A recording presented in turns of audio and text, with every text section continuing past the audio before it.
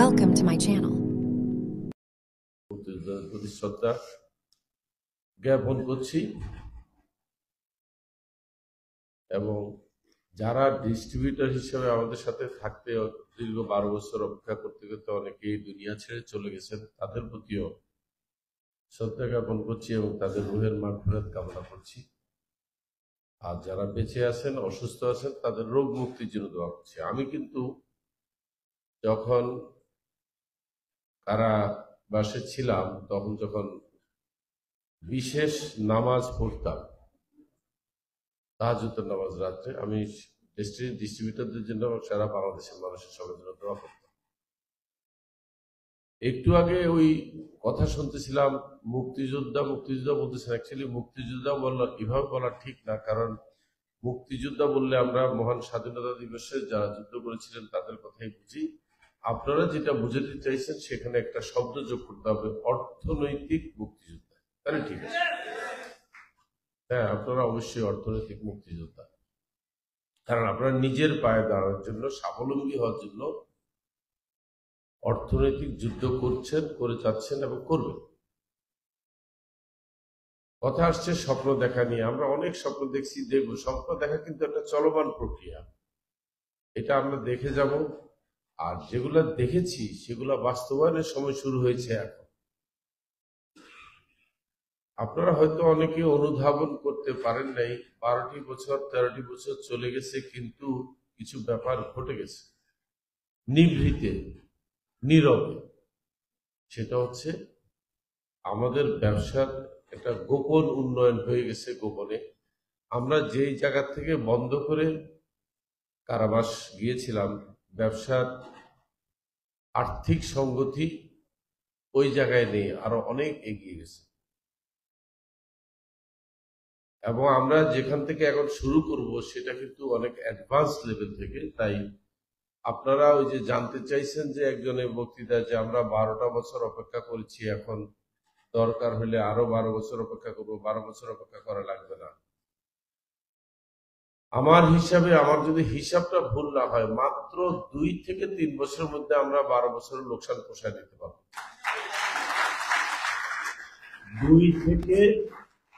2 থেকে 3 বছর আমি বলেছি, নিরাপদ একটা সময় নিয়ে।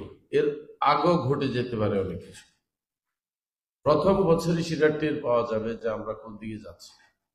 তাই আগামী 2 বছর আপনারা আমার সাথে ধৈর্যের সাথে, সহনশীলতার সাথে কাজ করে যান।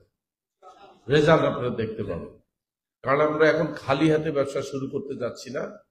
আমাদের প্রচুর সম্পদ আছে, সঙ্গতি আছে, সাহস আছে। আমাদের এখন আর আমরা স্বপ্ন দেখছি এটা বললে ভুল হবে, স্বপ্ন বাস্তবায়নের পথে যাচ্ছি আমরা। সময় কম, নাইলে আমি পুরোটা বলতে পারতাম। কারণ এই আমার যে বিষয়টা আছে, যে আমরা কিভাবে স্বপ্ন বাস্তবায়ন করবো, এটা বলতে গেলে ঘন্টা 2 তো লাগার কথাই। সেটা আরেকদিন বলা যাবে, বা আপনাদের সাথে যখন, এখন তো তথ্য প্রযুক্তি অনেক অ্যাডভান্স, এখানে না বলতে পারলেও আপনাদের সাথে অনলাইনে যখন হবে, প্রোগ্রাম হবে, তখনও বলতে পারবো। সংক্ষেপে কিছু কথা বলে যাই আগে, যেটা খুব জরুরি, যেটা না বললেই নয়। সেটা হচ্ছে আমাদের ব্যবসা প্রতিষ্ঠান কয়টা এবং কি অবস্থায় আছে। আমাদের ব্যবসা প্রতিষ্ঠান আপনারা শুনেছেন 30টা, 35টা, 34টা, অনেক রকমের বিভ্রান্তিকর তথ্য আছে। যে কয়টাই থাকুক, মূল ব্যবসা প্রতিষ্ঠান 2টা। একটা হচ্ছে ডেস্টিনি 2000 লিমিটেড, যেটা ডাইরেক্ট সেলিং কোম্পানি। আরেকটা হচ্ছে ডেস্টিনি মাল্টিপারপাস কোঅপারেটিভ সোসাইটি, যেটা সমবায় সমিতি আইনে চলে। এই মূল ব্যবসা কিন্তু 2টা। আর বলবেন ট্রি প্ল্যান্টেশন, ওই ট্রি প্ল্যান্টেশনের ব্যবসাটা কিন্তু আবার অর্ধেক। তাহলে মূল প্রতিষ্ঠান ওই দুটাই। দেখা যাক, ডেস্টিনি 2000 লিমিটেড আছে 49 জন শেয়ার হোল্ডার, আর মাল্টিপারপাসে আছে 8.5 লক্ষ বিনিয়োগ। আপনারা যারা মাল্টিপারপাসে শেয়ার কিনেছেন, আপনারা কিন্তু মাল্টিপারপাসের 2-3টা প্রজেক্টে অর্থ বিনিয়োগ করেছেন। একটা হচ্ছে শেয়ারে, আর একটা হচ্ছে আইএনডিপি, আর একটা হচ্ছে ডিআইবিসি। আইএনডিপি, ডিআইবিসি মিলে আপনাদের থেকে বিনিয়োগ বেশি নেওয়া হয়নি। 300 থেকে 400 কোটি টাকার মতো নেওয়া হয়েছে। এবং তখন আপনাদেরকে বলা হয়েছিল যে এই বিনিয়োগের টাকা দিয়ে আমরা বিল্ডিং টাওয়ার যে প্রজেক্ট করবো, এবং টাওয়ার আমরা কাজ শুরু করেছিলাম, কিন্তু খুলনাতে একটা শুরু করেছি, যেটা ঠিকাদারি দায়িত্ব পেয়েছেন মোনায়েম গ্রুপ। তারা কাজও শুরু করেছিলেন, প্রায় 20-30 কোটি টাকা ওনাদেরকে দিতে দিতে ওনারা ফাউন্ডেশন করে ফেলছে, ফাইলিং করছে, অনেক কিছু করছে। খুলনা টাওয়ারের 25 তলা। আর একটা বরিশালে চানমারি মোড়ে করা হয়েছিল, সেটারও আপনার ফাউন্ডেশনের গাঁথনিগুলো হয়ে গেছে। তাদেরকেও প্রায় 30 কোটি টাকা দেওয়া হয়েছে, ওয়ার্কিং পেমেন্ট আর কি, ওয়ার্কিং ক্যাপিটাল বা যেটাই বলেন, পেমেন্ট দেওয়া হয়েছে। দুটার জন্য বরাদ্দ করা হয়েছে, বরিশালটার জন্য 400 কোটি টাকা, আর ইয়ের জন্য 300 কোটি টাকা, 700 কোটি টাকা লাগবে আমাদের। তো সেখানে আপনাদের সহযোগিতা ছিল 300 প্লাস, মানে 400 কোটির কাছাকাছি আপনারা প্যাকেজ কিনেছেন 10,000 টাকা করে, যেখানে আপনাদের সাথে প্রতিশ্রুতি ছিল এই দুইটা বিল্ডিং হয়ে গেলে এই দুইটা বিল্ডিং এ যে মুনাফা হবে, সে মুনাফার থেকে আপনাদেরকে লভ্যাংশ দেওয়া হবে, সুদ নয়, লভ্যাংশ দেওয়া হবে আরো 15%, মানে 150% বেশি দেওয়া হবে। অর্থাৎ 10,000 টাকার বিনিয়োগের কারণে আপনি আরো 15,000 টাকা লভ্যাংশ পাবেন। এইভাবে 25,000 টাকা দেওয়ার কথা ছিল 6 বছরের মধ্যে, কারণ আমাদেরকে বলা হয়েছে যে 5 বছরের মধ্যে দুইটার বিল্ডিং এর কাজ শেষ হয়ে যাবে। কিন্তু খেয়াল করে দেখেন, দুর্ভাগ্যবশত কারণে শেষ তো হওয়ার দূরের কথা, কাজটাই করতে পারিনি। আমাদেরকে ধরে নিয়ে ভিতরে ঢুকে রাখলো, আমাদের কাজটা মাঝপথে বন্ধ হয়ে গেল। তো তাইলে কি দাঁড়াইলো? এই যে আমরা কাজটা তো করতে পারলামই না, যথাসময়ে 6 বছর পরে আপনাদের বিনিয়োগের টাকাও ফেরত দিতে পারিনি। 6-6-12 দ্বিগুণ সময় চলে গেছে, আর আপনি ধৈর্য ধরছেন। এখন আসেন, সেই ধৈর্য ধরার ফল আমাদের এখন ঘরে তোলার সময় আসছে। এখন কি অবস্থা আছে? তাহলে এখন ওই দুইটা প্রজেক্ট ছাড়াও আরো 5-7টা প্রজেক্ট তৈরি হয়েছে, যেগুলো একসাথে কাজ শুরু হবে। এখন যদি আপনারা 2টা বছর আমাদের সাথে ধৈর্য ধরে থাকেন, আমি তো মনে করি এই 2 বছর পরে আপনাদেরকে যে জিনিসটা দেওয়ার কথা, দেখেন এটা দেওয়া সম্ভব। হিসাবে বলতেছি, আমি বলতেছি হিসাব করে, আমি প্রতিশ্রুতি দিচ্ছি না, বাট হিসাব করে দেখছি 2 বছর পরে প্রজেক্ট দাঁড়ায় গেলে, কারণ আজকাল কিন্তু আর এই সমস্ত হাইরেস টাওয়ার করতে 5 বছর 6 বছর লাগে না।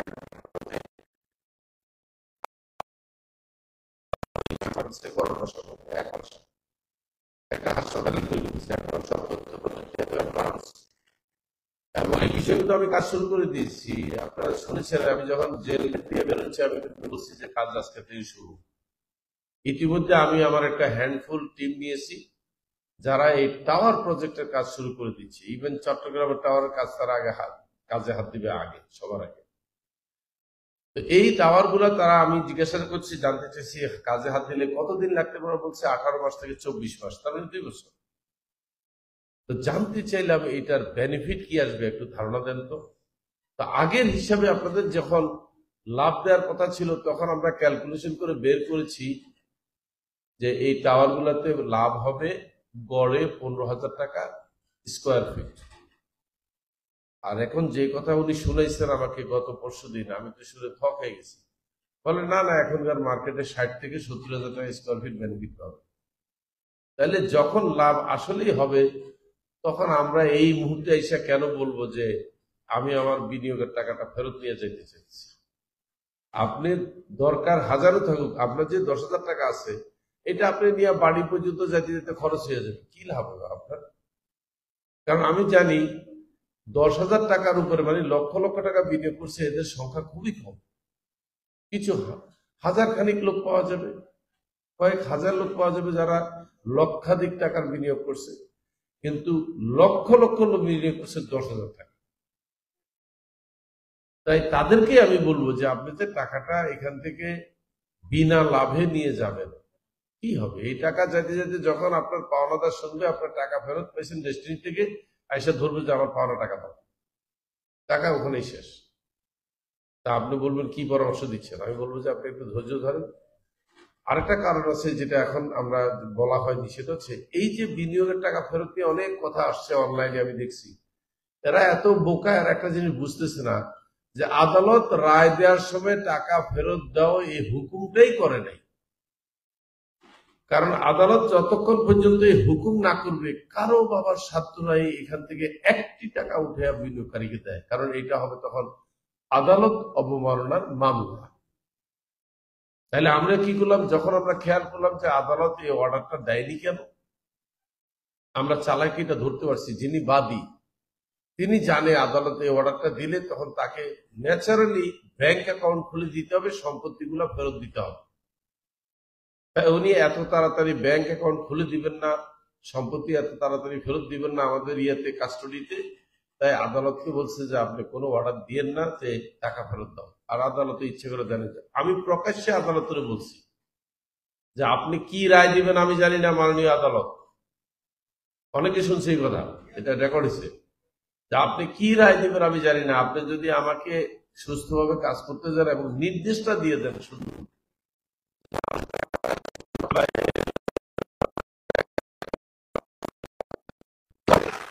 এই কথাটা বলার পরে আদালত ইচ্ছা করে আদেশ দেয়। যারা এখন টাকা ফেরত চাচ্ছে এরা তো সবাই আদালত অবমাননার মামলাই পড়ে যাবে, কারণ তারা টাকা পায় প্রতিষ্ঠানের কাছে, কোনো ব্যক্তির কাছে না, আমার কাছে না, হোসেনের কাছে না। কারণ প্রত্যেকে টাকা জমা দিচ্ছে প্রতিষ্ঠানের মানি রিসিপ্ট দিচ্ছে, কিন্তু প্রতিষ্ঠান আমিন হোসেন কোনো মানি রিসিপ্ট দেয়নি। এখন তারা যখন এই টাকা চাইতে আদালতে শরণাপন্ন হবে, আদালতই বলবে তোমাদেরকে তো টাকা ফেরত দেওয়ার ব্যাপারে কোনো আদেশ নাই। তাই আমরা কি করলাম, আমরা চলে গেলাম উচ্চ আদালতে, হাইকোর্টে আমি আপিল করেছি এবং আপিল করে আমি বলেছি, আমি এভাবে বলেছি, আদালত ভুল করছে এটা তো বলা যাবে না, আদালতের কোনো ভুল হয় না। আমি বলেছি আদালত আমাদেরকে এই আদেশ না দেওয়াতে আমরা এই সাধারণ মানুষের, এই আমাদের বিনিয়োগকারীদের টাকাটা দেওয়া সম্ভব হচ্ছে না। তাই দয়া করে আমাদেরকে একটা আদেশ দেন এবং আমাদের ব্যাংক অ্যাকাউন্ট খুলে দেন এবং আমাদের সম্পত্তিগুলো আমাদের ব্যবস্থাপনা যে পর্ষদ আছে এদের হাতে ফেরত দেন। আমার কাছে ফেরত দেন এটা বলিনি, আমাদের যে ব্যবস্থাপনা পর্ষদ আছে তাদের দিতে হবে। কারণ কি, দেখেন, যে কোনো সময় যে কোনো প্রতিষ্ঠান বা রাষ্ট্র যখন কারো কাছ থেকে কোনো টাকা সংগ্রহ করে বা দেনাদার হয় কোন একটা সরকার বা ব্যবস্থাপনা পর্ষদের মাধ্যমে, ওই ব্যবস্থাপনা পর্ষদ যখন পাল্টায়া যায় বা সরকার পাল্টায়া যায়, পরের সরকারের কাজ হচ্ছে ওই আগের দেনাগুলো শোধ করা। এখানেও তাই, এখানে কিন্তু আপনার টাকা আগের পর্ষদ দেবে না, দেবে নতুন পর্ষদ, এটাই নিয়ম। দেখেন আমাদের প্রতিবেশী রাষ্ট্র, একটা এক্সাম্পল দিয়ে, আদানি গ্রুপের কাছ থেকে আমরা বিদ্যুৎ কিনেছি আগের সরকারের আমলে, সেখানে যে দানা তৈরি হয়েছে এটা কিন্তু এখন এই সরকার শোধ করতেছে। এবার উদাহরণ পাইছেন তো আপনি? তার মানে যে সরকার ক্ষমতায় থাকে সেই এই দানা শোধ করে, আগের সরকার তো চলে গেছে। তার মানে আমরা যারা আগে ব্যবস্থাপনা ছিলাম আমাদের এখানে কোনো দায় নাই, দায় হচ্ছে কোম্পানি, সেটা দেবে নতুন ব্যবস্থাপনা পর্ষদে টাকা দেবে। কিন্তু সেটাও কিন্তু আদালতের নির্দেশ লাগবে, আদালতের নির্দেশ ছাড়া কেউ 1 টাকাও ধরতে পারবে না এখান থেকে। তাই আপনাদের যে সমিতির টাকা বা টাকা ফেরত পাওয়ার যে সামান্য জটিলতা তৈরি হয়েছে, এটা হচ্ছে আদালতের কোনো সুনির্দিষ্ট অর্ডার নাই। তাই আমরা কি করেছি, আমরা গিয়েছি হাইকোর্টে গিয়ে বলেছি যে আমাদেরকে আমাদের সক্ষমতা আছে, আমরা টাকাটা ফেরত দিতে চাই। তখন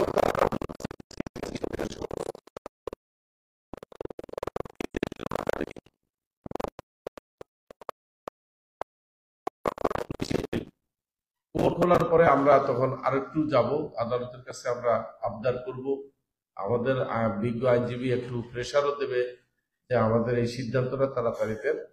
যখনই আদালত সিদ্ধান্ত দেবে, রায় দিবে যে টাকা দাও, আমরা শুরু করে দেবো তার 1 মাস পরে থেকে, কারণ আমাদের সেই সক্ষমতা আছে। এখন আসি, আপনারা আরো একটা সেক্টরে কিন্তু বিনিয়োগ করেছেন, সেটা হচ্ছে শেয়ার। আমরা 1400 কোটি টাকা শেয়ারের মূলধন থেকে প্রায় 1381 কোটি টাকার শেয়ার আমরা বিক্রি করেছি শেয়ার হোল্ডারদের কাছে, যেখানে আমি নিজেও 1 কোটি টাকা শেয়ার কিনেছি। এখন শেয়ার টাকাটা কিন্তু একটা অদ্ভুত ব্যাপার আছে, এটা কিন্তু আপনার ওই ডিএলসি আইডিবির মতো শর্ট টার্ম ইনভেস্টমেন্ট নয়, এটা হলো লাইফ টাইম ইনভেস্টমেন্ট। আপনি যদি মাল্টিপারপাসের বই খুলে পড়ে নাই দেখবেন সেটা লেখা আছে মাল্টিপারপাসে শেয়ারের টাকা, মাল্টিপারপাস কখনো শেয়ার হোল্ডার যিনি শেয়ার কিনেছেন তাকে ফেরত দিতে বাধ্য হয়। তাহলে কি করবে সে? সেই শেয়ার হোল্ডার যদি অন্য কোনো শেয়ার হোল্ডারকে রাজি করাতে পারে যে আমার শেয়ারটা কিনে দেন, তাহলে ট্রান্সফার করে দেবে মাল্টিপারপাস, অথবা আপনাকে এই কোম্পানি অ্যাবলিশ করতে হবে, তখন আর কিছুই থাকবে না কোম্পানি, তাহলে আপনাকে কোম্পানির সাথে থেকে লাভটা খাইয়ে দিতে হবে। এখন আসেন, আমি আপনাকে একটা সিক্রেট বলতে চাই, এই যে আপনার 10,000 টাকার শেয়ার, অর্থাৎ 500 টাকা একটা শেয়ার, সেই শেয়ারের ভ্যালু এখন কত?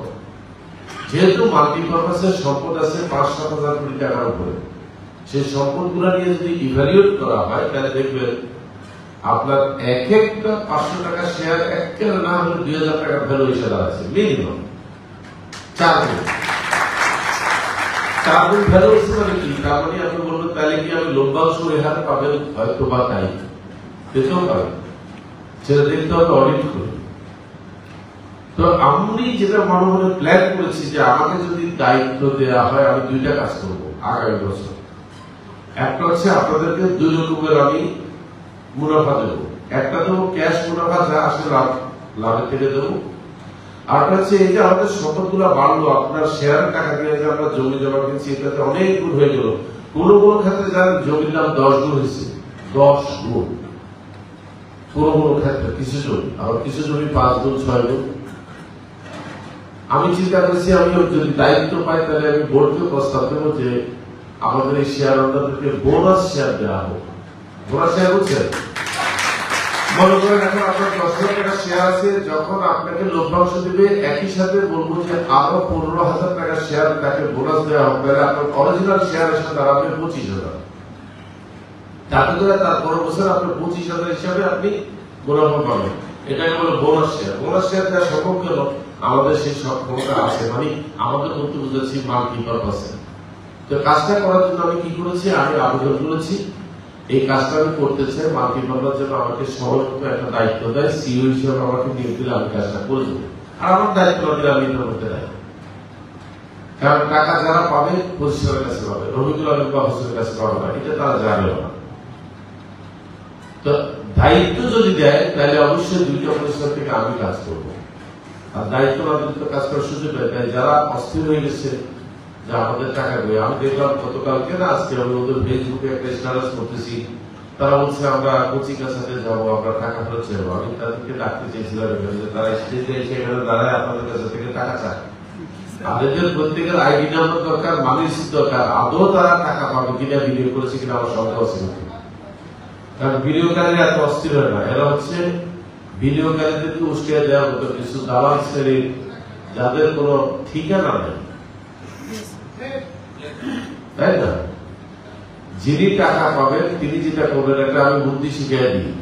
এখন থেকে একটা কাজ আপনারা করতে পারেন, যেহেতু আগামী এপ্রিল মাসের 7 তারিখে মাল্টিপারপাসের নতুন কমিটির দায়িত্ব নিতে যাচ্ছে, আজকের পর থেকে আপনারা একটা বুদ্ধি করতে পারেন। আপনারা প্রত্যেকে যারা যারা টাকা পাবেন, একটা করে দরখাস্ত নতুন মাল্টিপারপাসের যে চেয়ারম্যান আসতেছে তার পরে দরখাস্ত দিয়ে রাখেন, তাহলে আপনার আবেদনটা আগে প্রসেস হবে, আপনি সময়ের আগে থাকেন, আপনি এখন থেকে দিতে থাকেন। এইটা আমি আপনার বুদ্ধি দিতে পারি যে এখন থেকে আপনি দরখাস্ত জমা দিতে থাকেন টাকা প্রাপ্তির জন্য, সাথে আপনার যে মানি রিসিপ্টের ফটোকপি দিতে হবে, তাহলে দ্রুত এটা কাজ করতে পারবেন।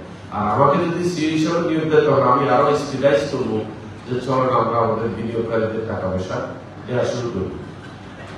এই হচ্ছে আপনাদের বিনিয়োগের টাকা আপনারা কিভাবে পাবেন সে বিষয়ে একটা শর্ট ব্যাখ্যা দিলাম। বিস্তারিত দিতে গেলে আর সময় লাগবে। আর আশীর্বাদ বিজনেস আমাদের যেটা মাল্টি লেভেল মার্কেটিং বিজনেস, এটা ছাড়াও আমরা আরেকটা বিজনেস করবো, সেটা হচ্ছে ডিএলসিএস তো মাল্টি লেভেল মার্কেটিং কোম্পানি না, তাই না? তাহলে সেখানে আমরা কিভাবে করবো, ব্যবসা করবো, সেটা করবো হচ্ছে কিছু ট্র্যাডিশনাল ব্যবসা, রিয়েল এস্টেট, জুট মিল, আনন্দ সিনেমা আছে, 5 স্টার হোটেল আছে, এয়ারলাইন্স আছে। আমাদের কিন্তু অনেকগুলো ব্যবসা আছে যেগুলো মাল্টিপারপাস হচ্ছে মাল্টিপারপাস মানে আধুনিক। ওই ব্যবসাগুলো কিন্তু অ্যাভেলেবল না, ওই ব্যবসাগুলো ট্র্যাডিশনাল, ওগুলো শুরু হয়ে যাবে। আবার অ্যাভেলেবল ব্যবসা যেটা বলা হয়, ওটা তো আসলে অ্যাভেলেবল একটা ডাইরেক্ট সেলিং মার্কেটিং। ওই ডাইরেক্ট সেলিং কোম্পানিটাও কাজ শুরু করবে। আমার যদি দায়িত্ব দেওয়া হয়, আমি শুরু করবো জোর থেকে, কারণ আমি জানি যে আবার অনেকে দায়িত্বের মধ্যে আছে, নতুন বোর্ড আছে, সেখানে নতুন বোর্ড কাকে দায়িত্ব দেয় এটা তাদের ব্যাপার। কিন্তু আমি দায়িত্ব পাইলে আমি তাড়াহুড়া করতে পারবো না, কারণ আমাকে কয়েকটা কাজ করতে হবে। এক নম্বর হচ্ছে আমাকে প্রোডাকশনে যেতে হবে, পণ্য তৈরি করতে হবে। দুই নম্বর হচ্ছে আমাকে সফটওয়্যার ডেভেলপ করতে হবে। তিন নম্বর হচ্ছে আমাকে সফটওয়্যার তৈরি করা, মার্কেটিং ফিনান্স সহ অ্যাভেলেবল লাইসেন্স পাওয়ার জন্য একটা আবেদন করতে হবে। আবেদনটা করার পরে কিন্তু আমি ব্যবসাটা করতে হবে অ্যাটলিস্ট। তাহলে আবেদন করার আগে আর দুটো জিনিস আমার লাগতেছে, সফটওয়্যার রেডি এবং মার্কেটিং প্ল্যান এবং প্রোডাক্ট। তাই এটা করতে করতে খুব তাড়াহুড়া করে যদি আমরা শুরু করি, আমি জুন মাসের আগে পারবো না। জুন পর্যন্ত আমাকে সময় দিতে হবে ডাইরেক্ট সেলিং কোম্পানিটা ব্যবসা শুরু করতে। তবে মাল্টি পারপাস আমার মনে হচ্ছে আমি এপ্রিল থেকে কাজ শুরু করতে পারবো, কারণ এপ্রিলের 7 তারিখে নতুন কমিটি আসতেছে, তাদের সাথে বসে যাবো এবং মাল্টি পারপাসের অ্যাকশন শুরু হবে সবার আগে। যেহেতু মাল্টি পারপাসের রায় হয়েছে 22 সালে, আমরা সময় পেয়েছি আপিল করা, অ্যাপ্রোচ করা আদালতকে, কিন্তু ট্রিব্যুনালের রায় হয়েছে মাত্র এই বছর 15 জানুয়ারি। এটা এখন পর্যন্ত ডকুমেন্টেশন উঠে হাইকোর্টে পর্যন্ত দিতে পারেনি, যেটাকে এনসিআর বলে, লোয়ার কোর্ট রেকর্ড। তো এই হচ্ছে মোটামুটি ভাবে সার্বিক ভাবে যে মামলাগুলোর কি অবস্থা। আর এখানে একটা কথা আছে বাজারে, যেটা অনেকে না বুঝে বলে যে দুদক তো কোন কোম্পানির বিরুদ্ধে মামলা করে নাই। এটা একেবারে ঢাকা একটা মিথ্যা কথা। এটা যারা ব্যবসা বুঝে না, মামলা বুঝে না, তারা বলে বেড়াচ্ছে। মামলা অবশ্যই কোম্পানির বিরুদ্ধে করেছে, সেটা দেওয়ানি মামলা, ফৌজদারি মামলা করে নাই। দেওয়ানি মামলা কি, আরো 5-7টা মামলা করেছে, যেগুলোকে বলে পারমিশন পিটিশন। ওই মামলাগুলো করেছে কিন্তু প্রতিষ্ঠানগুলোর বিরুদ্ধে, সব প্রতিষ্ঠানের বিরুদ্ধে মামলা করেছে দুদক। সেখানে মামলা করে বলছে যে এই প্রতিষ্ঠানগুলোর সম্পদ বেহাত হয়ে যেতে পারে, তাই পুলিশের কাস্টডিতে দেওয়া হোক। আর সেইখানে আমাদের পক্ষ থেকে একটি লোক প্রতিবাদ করে নাই, একটি লোক দাঁড়ায় নেই এই আদেশের বিরুদ্ধে। এটা আদেশ হয়ে গেছে 2013 সালের জানুয়ারি মাসের 19 তারিখে। চিন্তা করেন, একটি লোক তখন, আমরা তো তখন জেলে, একটা লোক যদি দাঁড়া বলতো রাখেন, আপনি কার সম্পদ কাস্টডিতে রাখেন, এটা তো আমির হোসেনের সম্পদ দেয়, এটা তো আমাদের সম্পদ। শুধু যদি আদালতের একটা বাধা দিত, তাহলে কিন্তু এই মামলাটা ভিন্ন রায় হতো, কাস্টডিতে এই সম্পদগুলো নিতে পারত না। শুধু কাস্টডিতে সম্পদগুলো নেয়নি বাদী, আরো কিছু অপকর্ম করছে। লিখিত দিচ্ছে যে মামলা নিষ্পত্তি না হওয়া পর্যন্ত এই সম্পদ ছাড়া যাবে না, এই ব্যাংক অ্যাকাউন্ট ছাড়া যাবে না, এই সম্পদ হস্তান্তর হবে না, ইত্যাদি ইত্যাদি অনেক কিছু দিয়েছে। আর এখন কিছু লোক হঠাৎ করে উদয় সিংহের মতো ভোর রাত্রে এসে যেগুলো বলে, আরে মামলা তো করছে পরিচালকের বিরুদ্ধে, কোম্পানির বিরুদ্ধে তো মামলা নেই, আমরা বসে আছি কেন? আর তাই তো, আপনি 12 বছর পরে হুঁশিয়ারি করে বসে আছি কেন? 12 বছর আগে 2013 সালের 19 জানুয়ারি কই ছিলেন? তখন মামলা করে সমস্ত কোম্পানির সম্পদ তারা তাদের কবজায় নিয়ে চলে গেছে এবং এটাকে বলে ক্রোক। ক্রোক মামলা করছে। তো ক্রোক মামলা কি মামলা নয়? শুধু দুর্নীতির মামলাই মামলা? আরে বাবা, দুর্নীতির মামলা হচ্ছে 2টা, দুর্নীতিও না, তাও মানিল না। আমাদের বিরুদ্ধে কোনো দুর্নীতির মামলা নাই, আমি দেখেছি এটা দুর্নীতির মামলা না, কোনো ধারা নাই দুর্নীতি, মানিল না। আমরা বিদেশে টাকা পাঠাচ্ছি না, এটাও বলে নাই। আমরা মানি লন্ডারিং করছি, আমরা অ্যাভেলেবল টাকা বিভিন্ন কোম্পানি তৈরি করছি, এটা মানি লন্ডারিং। আর কিছু না। আমরা নাকি অ্যাভেলেবল টাকা দিয়ে কোনো কোম্পানি করতে পারবো না, কারণ অ্যাভেলেবল হচ্ছে অবৈধ ব্যবসা। কিভাবে অবৈধ? উনি স্বপ্নে দেখছেন যে অ্যাভেলেবল অবৈধ ব্যবসা। তার কি কোনভাবে আদালত বলছে? কিন্তু আদালত বলছে আপনি একটা ব্যবসাকে অবৈধ বলতে পারেন না যতক্ষণ পর্যন্ত না আদালত কর্তৃক ঘোষিত। তখন বাদী বলে, সরি আমার জানা ছিল না। তার মানে পুরো মামলাটাই সাধারণ। তাই এরকম আত্মতৃপ্তি পাওয়ার কোন দরকার নাই। যারা এখনো বোকার মতো কথায় কথায় বলে ফেলে যে কোম্পানির বিরুদ্ধে মামলা ছিল না, ব্যক্তির বিরুদ্ধে মামলা ছিল, আমরা কেন বসে আছি? আরে বাবা, যখন 2013 সালের 19 জানুয়ারি যখন এই যে মামলাগুলো করে কোম্পানির সবগুলোর বিরুদ্ধে মামলা করছে, এবং আমার যতদূর মনে করে পারমিশন পিটিশন গুলো আমার মুখস্থ আছে, একটা 25, একটা 27, একটা 157, 158 এবং বিভিন্ন নম্বরের মামলাগুলো করে 6টা না 7টা মামলা করে সমস্ত সম্পত্তি গুলা দুদক তাদের ক্রোক করে নিয়ে চলে গেছে। তাহলে ক্রোকের মামলা কি মামলা নয়? এদিক দিয়ে আরো একটা অপকর্ম করছে, জয়েন্ট স্টকের চিঠি দিয়ে বলছে এদের কোন ফাইল আপডেট করবে না, সিটি কর্পোরেশনের সে চিঠি দিয়ে বলছে এদের কোন ট্রেড লাইসেন্স দিবে না, আইনবিআর বলছে কোন ভ্যাট ট্যাক্স আপডেট করবে না। তো এটা কি মামলা না? কিন্তু বলে না, আমাদের বিরুদ্ধে মামলা করে নাই, আমরা খালি খালি বসে আছি, কোম্পানিটা চালাচ্ছি না। এরা কেউ জানতো না, এদের জ্ঞান এত সীমাবদ্ধ, এত কম বুঝে যে কত কম বুঝে এটা তারা নিজেরাও জানে না। ভাবখানা এমন সব বুঝে ফেলছে 1 লাখে। আমি তো আমার হাসি এগুলো দেখলে যে কোম্পানির বিরুদ্ধে তো মামলা ছিল না, আপনারা কি জানেন কোম্পানির বিরুদ্ধে মামলা ছিল না, আমরা শুধু শুধু বসেছিলাম, একজন লোক সে জেলে ছিল, তার কারণে আমরা চালাতে পারিনি। আমরা দেখেছি সেই লোকের সাথে প্রতিবাদ করে প্রতিষ্ঠান চালাতে যায় রক্তের সম্পর্ক ত্যাগ করেছে কেউ কেউ নাকি আমার সাথে, কারণ রক্তের সম্পর্ক ত্যাগ করে সে কোম্পানি চালাবে এই জন্য।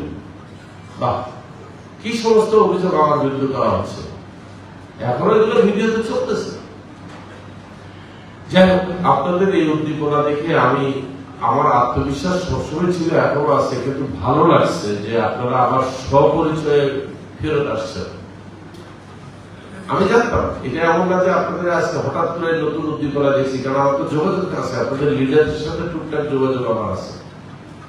ঠিক আছে, তৈরি থাকেন, সময় সামনেই আসতেছে, ঈদের পরে আপনাদের সাথে বলবো আমরা ব্যবসা কোথা থেকে কিভাবে শুরু করবো, আপনাদেরকে দিয়ে ব্যবসা চালাবো ইনশাআল্লাহ। আপনাদেরকে আপনাদেরকে দায়িত্ব দেবো, আপনাদেরকে ডেকে ডেকে বিভিন্ন কোম্পানিতে গুরুত্বপূর্ণ পদে দায়িত্ব দেবো, কিন্তু দিয়ে আমরা আমাদের লোকরা আমরা বাইরে, আমাদের লোকরা আমাদের এই জাহাজ আমরা চালাবো, আমাদের জাহাজের ক্যাপ্টেনশিপ আমরা দায়িত্ব নেবো, বাইরের কোনো লোক এসে চালাই দেবে এটা করতে আমরা নেই। ঠিক আছে, ভালো লাগছে যে আপনারা আবার অনেকদিন পরে এক জায়গায় জড়ো হয়েছেন। আত্মবিশ্বাস রাখেন, ধৈর্য ধরেন, ধৈর্য হারাবেন না, কারণ কি আল্লাহ তাআলা ধৈর্যশীল মানুষকে পছন্দ করে। আমার মনে আছে আমি যে রুমে থাকতাম তার রুমের ডান পাশে একটা লোক ভিডিও থাকতো, ভিডিওর রুমের উপরে এই কি একদিন সূরা আসরের একটা আপনার ব্যাখ্যা দেয়া আছে, এখানে আমার খুব ভালো লাগছে লেখা। এভাবে ছিল বাংলা ব্যাখ্যাটা, নিশ্চয়ই মানুষ ধ্বংসের মধ্যে নিহিত আছে, কিন্তু তারা নয় যারা পরস্পর একে অন্যকে সৎ উপদেশ দিচ্ছে এবং ধৈর্য ধারণ করার উপদেশ দিচ্ছে।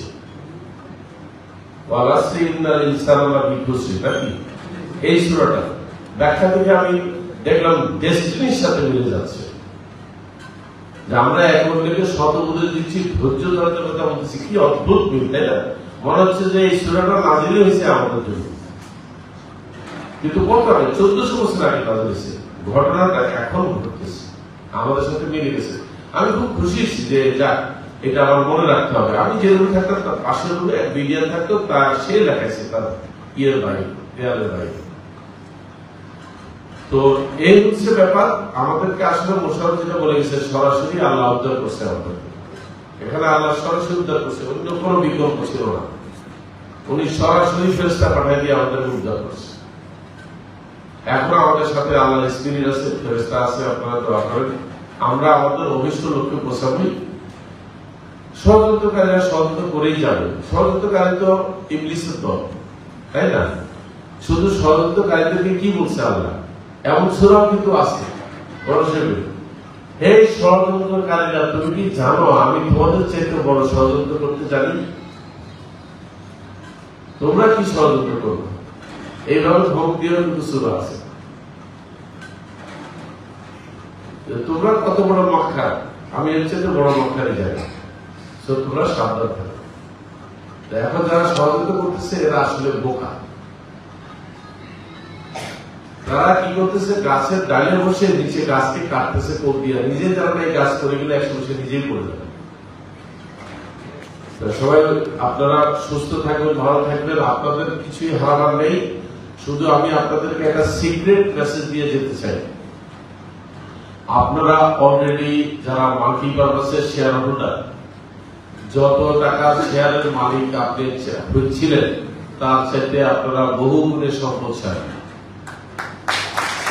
বিশেষ করে যারা মাল্টি পারপাসে ছিলেন, মাল্টি পারপাসের সবাই কিন্তু বহু গুণে সম্পদশালী, এটা প্রমাণ দিয়ে দেবো। আমি বললাম তার এই মাস থেকে যখন কাজ শুরু হবে তখন চোখে মুখে দেখবেন। আর যারা মাল্টি লেভেল মার্কেটিং আছেন, মাল্টি পারপাসে আসতে পারেন, কারণ মাল্টি পারপাসে আসছে মাত্র 8.5 লক্ষ লোক, আর প্রায় 38 লক্ষ লোকই কিন্তু আসে না এই মাল্টি পারপাসে। তাদের উদ্দেশ্য বলবো, হতাশ হওয়ার কিছু নেই। আমরা আবার আমাদের ডাইরেক্ট সেলিং বিজনেস, যেটাকে আপনি ব্যবসা বলতেছেন, শুরু করবো, যে কোনো আগে শুরু করবো। কারণ আমরা কখনো কারোর সাথে ধোকাও দেয়নি, ভুলও করিনি। ভুল করেছি কিনা জানি না, সেটা আমরাই জানেন, আমার তো মনে করতেছে না, কিন্তু আমরা কারোর সাথে সব জায়গায় অন্যায় করিনি।